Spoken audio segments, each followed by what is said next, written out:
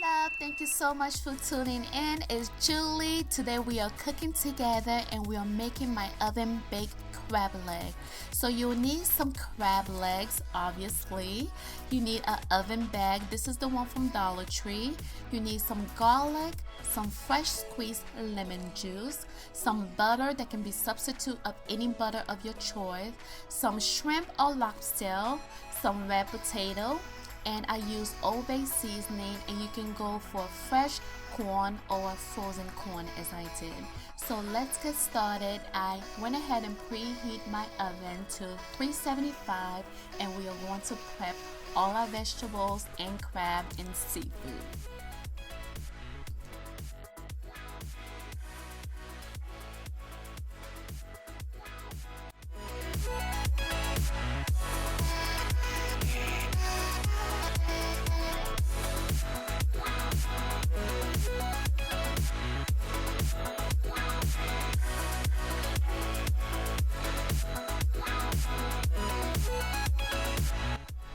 Now I'm prepping for 4 pounds of crab leg, and I use about 7 cubes of garlic, and I'm adding just a little bit of extra virgin oil to make the grounding process very easy for me. You can choose to buy the store-bought minced garlic already, but I like using the fresh garlic. So I'll go ahead and melt my butter as you see right here, and I use the whole butter for this, and I'm going to use just about a 3/4 of this minced garlic that I made, and I'm going to just stir it very well as you can see right here. So I squeeze about 2 lemons to get this amount that you see right here, and I'll go ahead and marinate everything together. And one thing I love about this recipe is that instead of like boiling your crab over the stove with some water, you're locking all the flavor and all the juiciness and all the delicious thing that make a crab like what it is by baking it. So adding your butter and adding all your seasoning, you can eat this without nothing else after it's done. So I'm using this oven bag that I got from Dollar Tree, and guys, I'm laughing because stick to the end to find out what happened.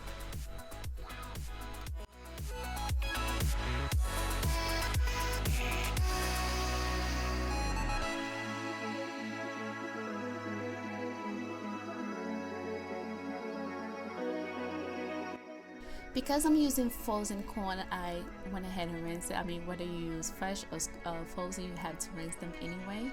But I went ahead and marinate my vegetables separately, and the reason why is to lock in all the flavor.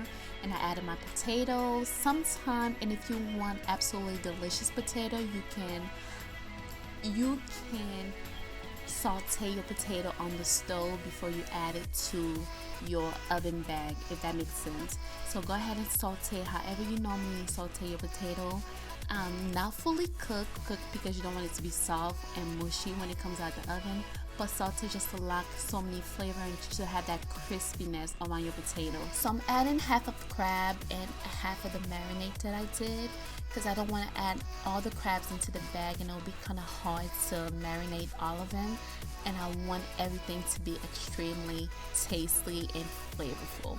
So I'm repeating the same process. So you add a little bit of crab, marinate, and add a little bit of crab and marinate, and I'll add my vegetables at the very end.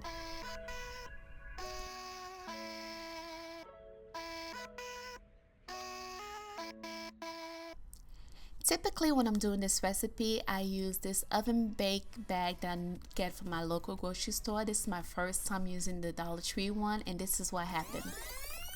Everything fell apart. It was so funny. But this is the one I normally use. There's nothing wrong with the one from Dollar Tree, but just know if you use the one from Dollar Tree, you cannot shake it the way I did. So that was extremely funny. But I went ahead and switched bags, and I add my season, and I went ahead and softly, you don't want to go too rough because you can get hurt by the crab, so just gently close your bag and shake it a little bit. Just shake it a little bit, like up and down, up and down, up and down. Just kidding. But just want to shake it a little bit to make sure all your flavor are going into every little piece.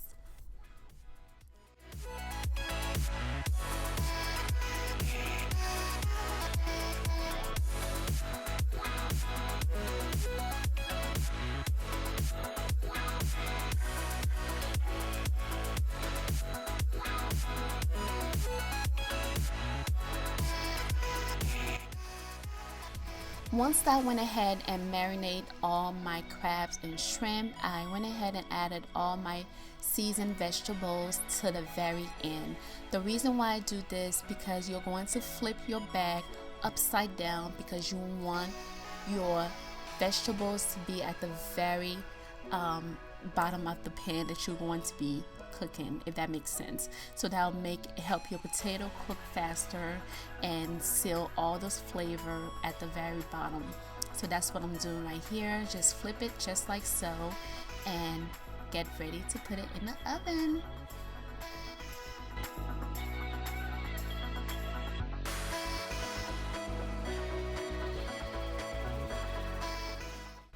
Depending on how much crab leg you're making will vary on how long you should cook this, but I'm going to cook this for 45 minutes on 375. Once the 45 minutes are up, I'm going to flip my bag.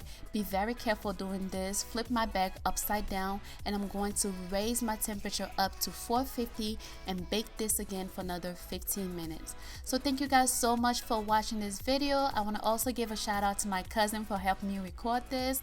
If you have any questions, leave them down below. Also, don't forget to follow me on my social media.